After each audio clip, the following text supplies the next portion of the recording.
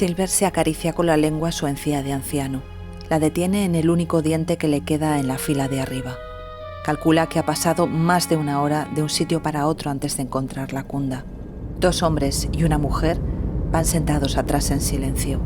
Él ocupa el asiento del copiloto. Al conductor le cuesta mantener los ojos abiertos y la cabeza erguida. Silver le envidia, pero le alivia pensar que ya falta poco. Querría que todo sucediera muy rápido, entrar donde la vieja directamente, sin colas, sin movidas, fumarse un chino en el camino y el resto en casa durante la noche. Anticiparse a la idea de pasar la noche fumando sin cortarse le relaja. Por un instante casi como si lo estuviera haciendo realmente. Fumar y escuchar la radio es todo lo que desea. Mete la mano en el bolsillo, palpa los 2 billetes que le ha robado a su madre. Unos 200 metros más adelante hay que coger el camino de tierra que sale a la izquierda, pero una fila de coches, de la que no se ve el final, está bloqueando la entrada. Pequeñas fogatas iluminan la tierra áspera del descampado, que esa noche es un barrizal por la lluvia de todo el día. Se oye música de rumba y griterío de voces y risas. En paralelo a los coches, continúa el desfile de gente hecha polvo que arrastra su cuerpo en la noche. Silver siente frío en los huesos y ganas de ir al baño. Se distrae contemplando una fogata. Ilumina a un tipo que da la espalda a una de las tiendas de campaña dispersas por el descampado. Silver y los otros 3, el cundero se ha quedado en el coche, caminan hasta donde la vieja. Es la hora de la cena. En el poblado huele a comida, a rueda quemada y a mierda. A ambos lados de la puerta de la barraca, 2 hombres van dando paso a los clientes. En el centro de la chabola, detrás de los paneles de contrachapado que hacen las veces de mostrador, se sienta la vieja. Una barba rala entrecana le cubre el labio y la barbilla. Sobre el mostrador hay 2 montones de papelinas. A la izquierda, el de cocaína. A la derecha, el de heroína. 2 mujeres más jóvenes, una a cada lado de la matriarca, despachan. En una esquina, junto a un frigorífico viejo, otra mujer cuenta billetes. «¿Cuánto?», pregunta la vieja. Sabe lo que quieren. Silver le muestra el índice y el corazón y le tiende el dinero que acaba en un cubo de basura tamaño vecinal rebosante de billetes. Sin hablar, la vieja les manda que se vayan y dejen pasar al siguiente. Cuando llegan al coche, al cundero le cuelga una chuta del brazo. Unos quejidos extraños lo sacuden. Tiene la tez de un color raro y se ha meado encima. Unos tipos tumban al cundero en el suelo y se quedan quietos mirándolo.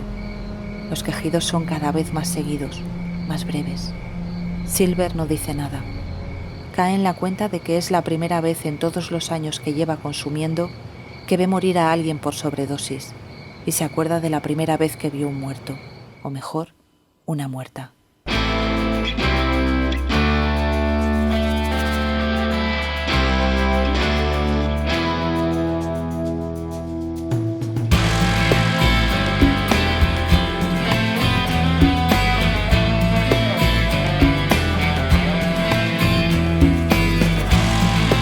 Soy Ana Vallabriga y esto es Sin Ficción, el podcast sobre crímenes reales y literatura de la editorial Al Revés.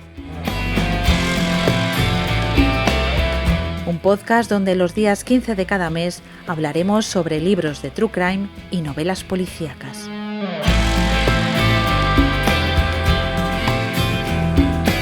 Sin Ficción es la colección de libros de Al Revés que aborda crímenes reales escritos por periodistas y criminólogos. Está dirigida por la periodista y escritora Marta Robles. Tienes más información en alreveseditorial.com. Soy Nuria de Año, me dedico a hacer libros, soy editora. Hago también una revista para el Círculo de Bellas Artes de Madrid, que se llama Minerva. He traducido y traduzco de vez en cuando algún libro, ensayo, novela, también libros infantiles. Y soy la autora de la novela Me llamaré Silver Stardust.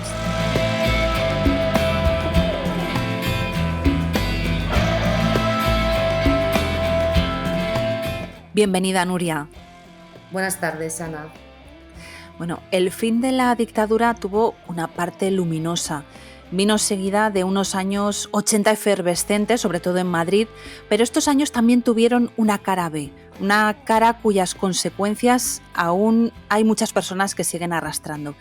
Y de esto y de muchas más cosas trata Me llamaré Silver Stardust. Esta es tu primera novela. ¿Cuál fue la semilla que te llevó a escribirla? Pues sí, mira, esta es mi primera novela y realmente empecé a escribir el libro porque bueno, pasé por casualidad, porque me robaron el coche y pasé por casualidad, tuve que ir a recoger un coche que me habían robado y pasé por un Pero, poblado. Nuria, una pregunta. ¿Fuiste a estos poblados que hay a recoger el coche, pero porque alguien te había dado el chivatazo de que podía estar allí o por qué? No, porque hay un garaje municipal allí. Entonces me llamó la policía y me dijo que habían encontrado mi coche y que tenía que recogerlo en el garaje municipal. Ujú. Entonces, este garaje municipal resulta que, bueno, está pasado un poblado de estos de la droga que se llama Las Barranquillas. Y bueno, la verdad que todo el trayecto me impresionó muchísimo porque digamos que un momento en el que atraviesas la M30, al otro lado de la ciudad hay un mundo paralelo que realmente es como un inframundo, ¿no? Una especie de infierno. Y bueno, y estaba y fui allí, me llevó ahí un amigo con el coche y me impresionó mucho, mucho lo que vi, la verdad, porque cuando yo era una niña, una adolescente, había conocido a gente que había tenido problemas con la heroína e incluso a gente que había muerto por el VIH, ¿no? Por el SIDA. Entonces me impresionó muchísimo y escribí un relato sobre aquello. Y bueno, lo dejé ahí. Yo siempre había querido escribir, ¿no? Y bueno, pero me daba mucho miedo, me daba mucho respeto a la literatura. Y un poco, pues eso, me refugiaba en el mundo de la edición, de la traducción, del periodismo, que también he hecho algunas cosas para radio, para prensa. Y me refugiaba, me escondía ahí un poco detrás de todo esto, pero siempre tenía el run run de que quería escribir, porque yo de hecho además me dediqué a la edición y a todo, porque realmente mi vocación es que quería escribir, pero no me atrevía, me daba mucho miedo. Y entonces escribí ese relato y tenía el run run de que, que de ahí había una historia, que ahí había un personaje y que además era un personaje muy goloso, porque realmente, bueno, meterte en la piel de un adicto a la heroína, pues narrativamente me parece muy potente porque Ujú. es muy difícil generar empatía y generar ternura en los lectores hacia una persona que por la que todo el mundo siente rechazo, ¿no? Que hasta físicamente te puede resultar un poco, puedes sentir cierta aversión, ¿no? Entonces me parecía pues como un reto también, ¿no? Decir, joder, eh, Ujú. y bueno, y luego pues al final eso se quedó en un relato, que era un relato bastante extenso, que acabó siendo el primer capítulo de la novela mucho más reducido. Y bueno, luego pues la novela da un salto a los años 70 y ahí empecé a hablar allí de una familia, de ese personaje, cómo había sido su adolescencia y bueno, y así surgió. Me llama la atención lo bien que describes, bueno, yo nunca he estado en un poblado de estos de la droga, pero lo describes muy bien. ¿Qué fue lo que más te impactó cuando estuviste allí? Pues mira, me impactó que eran las 2 de la tarde o así, recuerdo que era antes de comer y ver, era invierno y me impactó pues ver todas aquellas fogatas, ver gente en tiendas de campaña, ver de verdad como muertos vivientes, como espectros así arrastrándose por el fango, de verdad, literalmente, andando desde vete tú a saber de dónde venían para buscar una dosis, ¿no? Me impresionó mucho y pensé, me acordé de esa gente que ya te digo, que yo había conocido y que habían muerto. Ujú. La verdad es que abres el libro con con ese escenario y la verdad es que impacta muchísimo.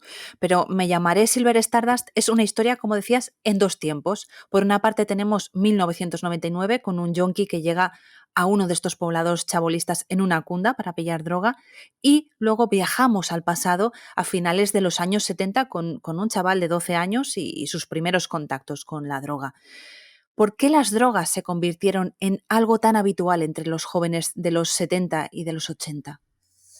Bueno, a ver, yo creo, antes de contestarte la pregunta, yo creo que ese salto en el tiempo no es a sus primeros contactos con la droga exclusivamente, sino es a su vida y es una vida también muy luminosa donde hay muchas cosas que no son la droga. Es verdad que ahí empiezan a fumar porros, él empieza a fumar porros con sus amigos. Entonces yo, en el caso de la novela, ellos viven en una zona adinerada de Madrid que no se dice, se nombra solo una vez en la novela, pero es Pozuelo, Pozuelo de Alarcón, que se conoce como el sitio de la renta per cápita más alta de España, ¿no? Porque es donde está ahí la finca, donde viven muchos futbolistas y tal.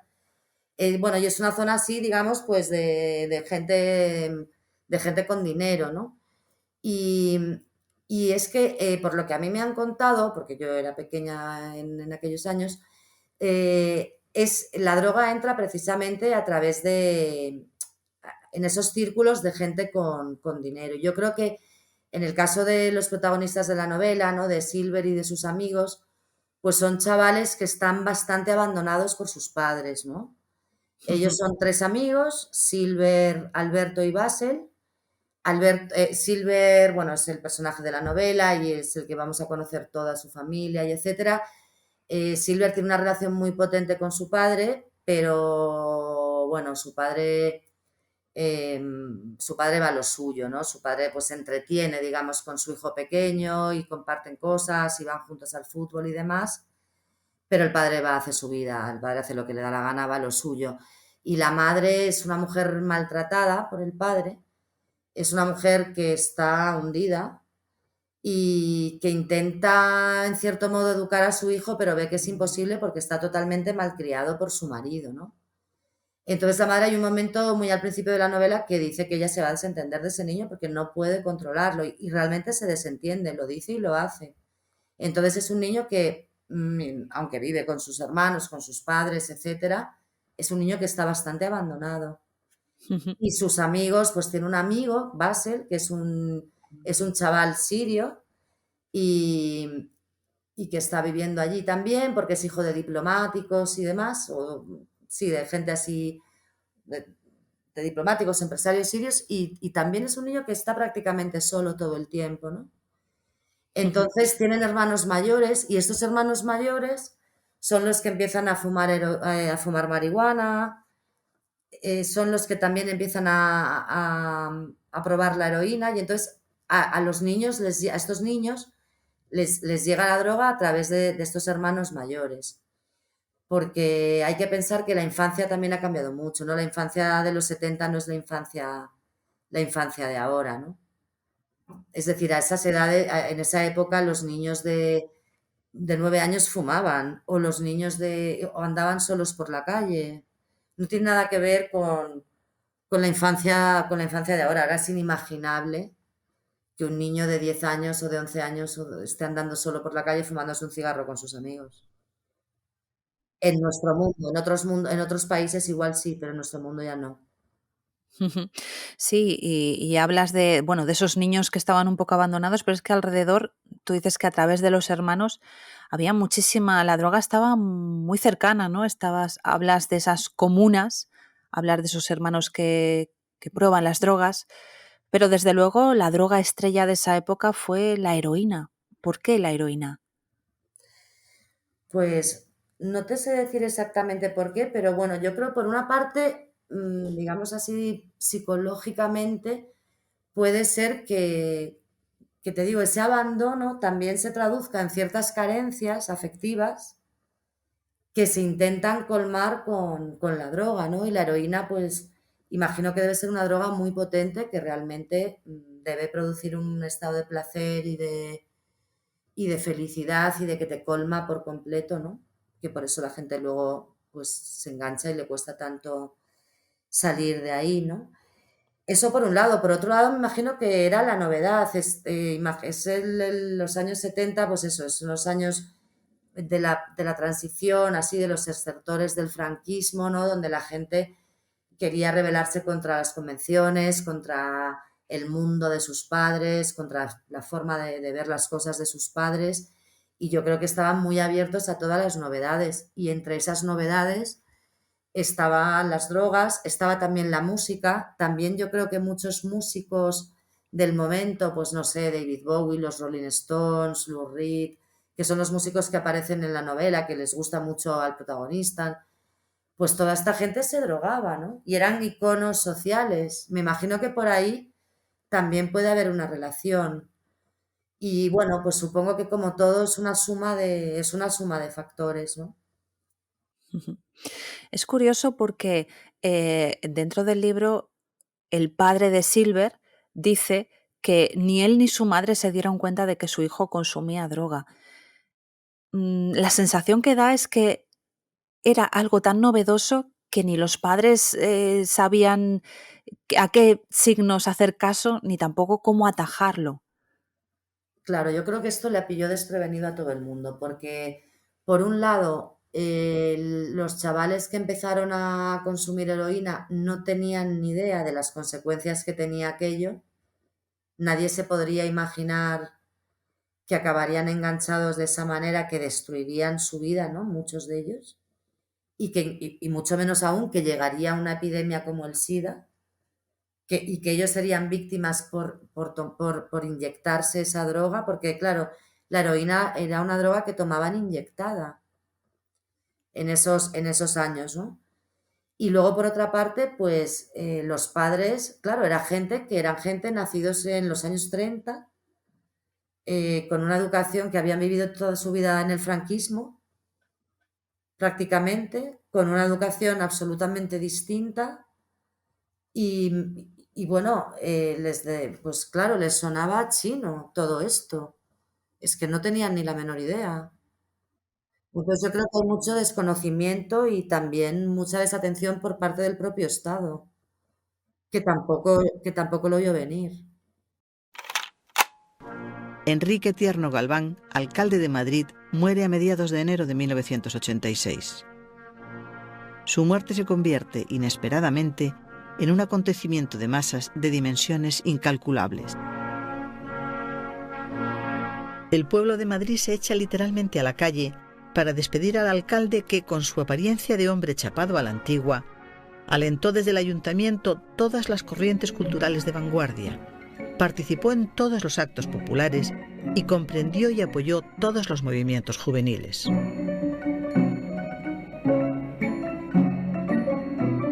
Tierno creyó en la llamada movida madrileña y la entendió como un saludable movimiento capaz de aligerar a la sociedad de la pesada carga cultural y política recibida del antiguo régimen.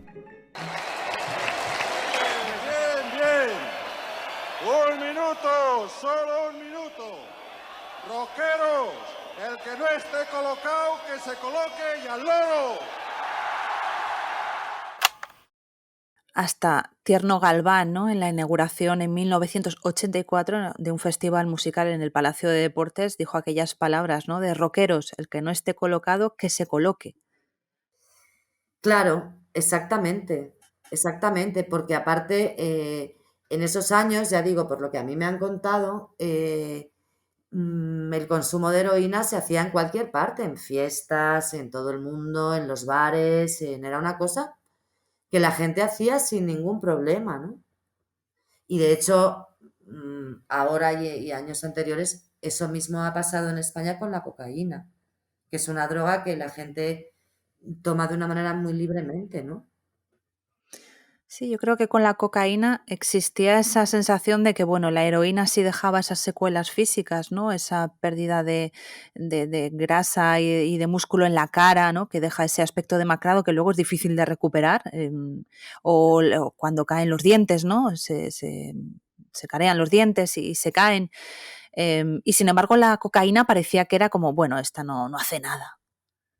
Claro, exacto. Y socialmente estaba muy aceptada, pues lo mismo ocurría con la heroína a finales de los 70 y hasta mediados de los 80, que era algo totalmente aceptado y que nadie tenía ni idea de lo que iba a ocurrir. Ujú. Describes la heroína en el libro como, a mí me parece una descripción maravillosa, dices, una amante entregada, obsesiva, absorbente, lúcida, genial, multiorgásmica, epidérmica, estimulante, efervescente, brillante, apasionada, divertida, exigente y a veces letal, a la que es imposible dejar, porque lo que ella da anula cualquier otra necesidad, toda ambición, toda voluntad de ser. Es, como decías antes, es una de las drogas más adictivas que existen, pero además ahora parece que hay un repunte del consumo de heroína. Pues mira, he estado así buscando un poco de información respecto a eso y no está del todo claro. Es verdad que ahí se siguen dando casos de sobredosis, porque, por ejemplo, en 2019 he visto que ha habido 1000 muertes por el consumo de drogas y normalmente de la mezcla de heroína y de cocaína, pero luego he visto en otros sitios que no es cierto ese repunte. En fin, la heroína no ha desaparecido del todo, eso es evidente. Y, y es verdad que lo que yo creo que también sucede ahora es que las nuevas generaciones no vieron ni no vivieron lo que hemos podido vivir nosotros, bueno, la mía, mi generación, y entonces eso, no conocen los estragos de esa droga. Y luego lo que sí creo que ocurre ahora es que la heroína ya no se toma inyectada, sino fumada. Y entonces en ese sentido es menos letal, digamos, ¿no? Entonces se producen menos muertes, pero no lo sé a ciencia cierta, la verdad, lo he oído por ahí, pero no te sé decir a ciencia cierta si es así. Otro de los efectos que tú comentabas antes, ¿no? de esta época y del consumo sobre todo de la heroína, ¿no? Era esa aparición y la enorme difusión del VIH y el SIDA. Em, Aquí creo que deberíamos explicar un poco la diferencia que hay entre el VIH y el SIDA, ¿no? Que el VIH es el virus y el SIDA es la enfermedad resultante de esa infección por VIH. Claro, realmente creo que o sea, la enfermedad, no te mueres de SIDA, digamos, te puedes morir de un catarro porque te han bajado las defensas, porque el VIH te ha bajado las defensas del organismo, pero no es que el SIDA sea una enfermedad, o sea, es el síndrome, el virus de la inmunodeficiencia, ¿no? No, o sea, nadie se muere de SIDA ni de VIH. Sí que se mueren de otra enfermedad por la falta de sistema inmunitario. Ujú. Sí, bueno, y ahora ha avanzado muchísimo la medicina y ya hay medicamentos que pueden mantener a raya el virus, ¿no? Sin que se desarrolle la enfermedad, sin que se desarrolle el SIDA. Pero lo que está claro, y esto, vamos, yo lo he hablado también con algunos conocidos y demás, que es que hay una generación o varias que es que han perdido parejas, amigos, o sea, que han desaparecido tal cual, por las drogas y por todo lo asociado, ¿no? A las drogas. Pues sí, mira, se calcula que han muerto que murieron a principios de los 90. Se calcula que, bueno, en esa epidemia de la heroína que hubo, del consumo de heroína que hubo en España, se calcula que hubo entre 20.000 y 25.000 muertes por sobredosis. Esto por sobredosis. Y luego, en los años 85 a 87, hubo 14.500 infecciones anuales de VIH entre consumidores de heroína. Y, y es eso, son 20.000, 25.000 muertos, son muchos muertos.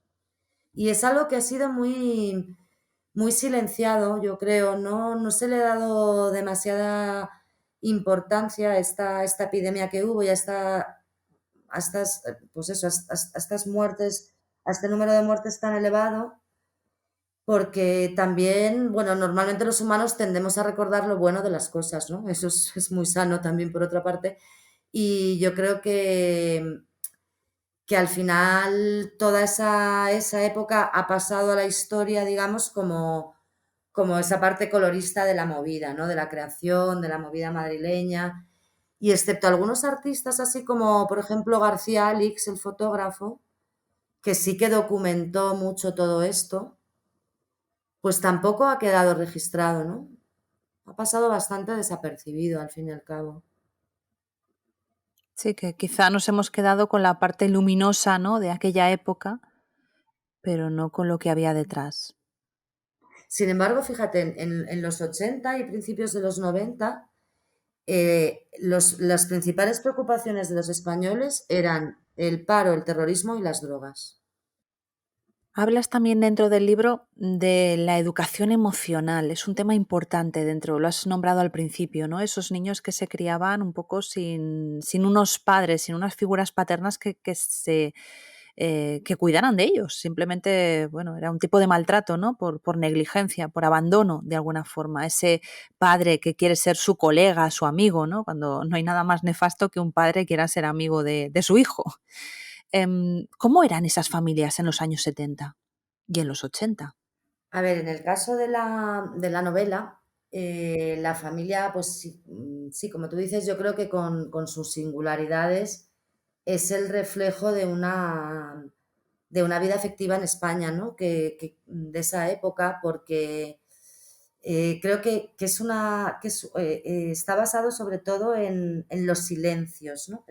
A ver, me voy a intentar explicar. Yo he construido la novela un poco también sobre los silencios, ¿no? Por ejemplo, el padre es una persona de la que no se sabe nada que le ocurrió durante su infancia y su juventud.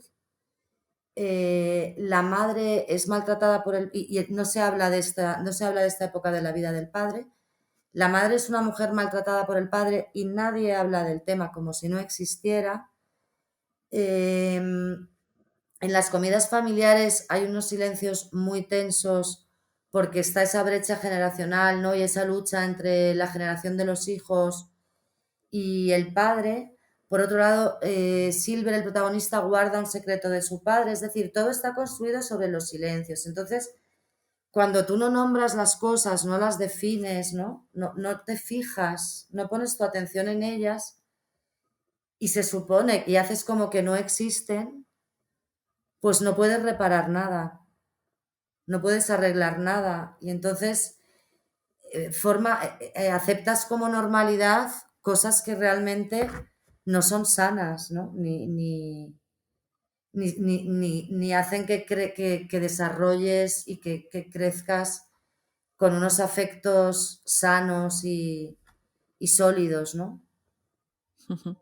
¿Crees que ha cambiado la forma de educar de aquellos años ahora? Yo creo que sí, que ha cambiado enormemente, que ahora es ¿A verdad. mejor? Yo creo que sí, yo creo que sí. Creo que puede haber una sobreprotección a veces excesiva a la infancia, pero yo creo que ahora hay muchísima atención, te digo, igual a lo mejor excesiva, pero hay mucha atención a la infancia. Creo que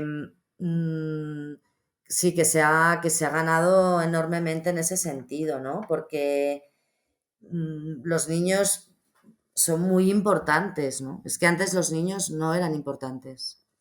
Los niños no tenían nada que decir, nadie preguntaba, ¿te apetece hacer? Ahí se hacía, en el caso te digo de la familia de Silver, se hacía lo que decía su padre, punto, y se acabó. Y, y los niños, bueno, pues estaban ahí. Yo creo que también lo que ha pasado, por otro lado, es que la sociedad se ha infantilizado.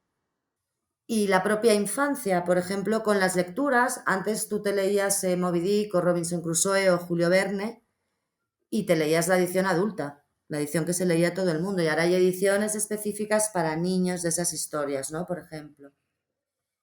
Cosa que antes, ya te digo, no existía. La autonomía que lo hemos hablado antes de los niños no tenía nada que ver con la de ahora. Antes los niños eran autónomos, estaban mucho en la calle y hacían su vida. Ahora es impensable, ¿no? Dejar a tus hijos por ahí solos con 10 años toda la tarde con sus amigos por la calle, al menos en Madrid.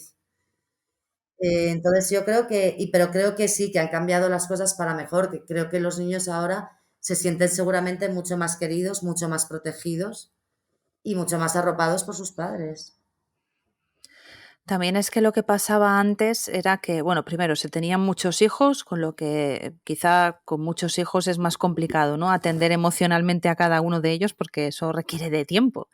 Pero luego también estaba ese miedo, hablas de esa generación, ¿no? Que nació en los años 30, que ellos no tuvieron una educación afectiva porque realmente los niños eran muy frágiles y muy vulnerables, es decir, podían morir muy, muy jóvenes, muy pequeños, ¿no? Y como que los padres también se protegían y no se encariñaban demasiado a veces, ¿no? Había como esa distancia emocional. No sé qué Exacto. piensas. Es que yo creo que todo viene de ahí, ¿no? Es difícil que tú des amor y una educación concreta y atención si tú nunca la has recibido. Es muy difícil. Sería Sí, algo, es difícil. es algo muy excepcional, ¿no? Que ocurra. Entonces, Mm. normalmente, claro, no ocurre. Entonces, yo creo que, pues que también todas esas carencias afectivas efectivamente vienen de ahí. Y eso también intento reflejarlo en la novela, a través de la historia y del secreto que tiene el padre. Dices que la novela surgió de ese momento, ¿no? De ese chispazo de visitar ese poblado, de pasar al lado de ese poblado que te impactó tanto. Pero, ¿qué es lo que realmente querías contar? Pues mira, lo que realmente quería contar era una historia entre un padre y un hijo, la verdad. Y luego también quería hablar, es que es muy difícil racionalizar a veces estas cosas, pero también la historia me fue llevando a mi propia infancia, los inicios de mi adolescencia. No es en absoluto una novela autobiográfica, pero sí que quería hablar de la amistad, pues eso, de esa relación de padre e hijo y también de la amistad, de la salida al mundo, ¿no? De esa edad de la primera adolescencia, cuando uno sale al mundo y conoce las cosas y sus amigos son uña y carne, que para mí, pues me parece narrativamente, igual que la droga, un momento de la vida muy potente, ¿no? Porque es conflictivo, también los personajes son muy puros y, bueno, y es un momento realmente mágico, porque no eres un niño, tampoco eres un adulto y tienes así todo el mundo y toda la vida por delante y bueno, me apetecía escribir también sobre eso, porque creo que la amistad también es uno de los temas que están presentes en la novela. Creo que la novela es una historia dura, pero que al mismo tiempo es una historia tierna, en la que hay mucha ternura y creo que la literatura tiene mucho que la ternura es un gran mecanismo literario, el poner eso, en fijarte y en poner atención a lo que no eres tú, a lo que es el otro. ¿Por qué has llamado a la novela Me llamaré Silver Stardust? Pues Me llamaré Silver Stardust, bueno, es un título que quizá puede resultar chocante al principio, por ese futuro, ¿no? Así me llamaré, y luego el nombre en inglés Silver Stardust, pero realmente esas 4 palabras definen lo que es la esencia de la historia, porque en ese futuro en primera persona hay una gran carga de expectativa, ¿no? De deseo de llegar a ser alguien. Y luego, en este caso, una estrella del rock, porque Silver Stardust es por el personaje de Ziggy Stardust, de David Bowie.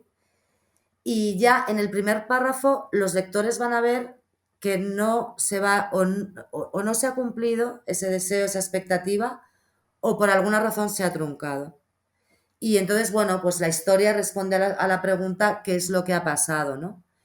Y qué es lo que ha pasado y luego da ese salto, como has dicho antes, en el tiempo a los años 70 y entonces ese antihéroe que el lector ha conocido en las primeras páginas de la novela, de repente es un niño de 12 años que es un héroe para sus amigos, para su padre y para todo el mundo, ¿no? Porque es un tío realmente brillante, es muy afortunado, es talentoso, es simpático, es tierno. Y es eso, y es un héroe para la gente que está con él, ¿no? Entonces, bueno, pues creo que es eso, que el título contiene muy bien lo que es la esencia de la historia. Y, y luego la verdad es que te metes en el personaje y el personaje te va llevando, ¿no? Por ejemplo, ocurrió una cosa muy curiosa, solo me quedaba escribir el capítulo final. Y entonces yo tenía una idea de lo que quería hacer, cómo lo iba a hacer, qué iba a pasar, tenía mi escaleta, todo muy ordenado.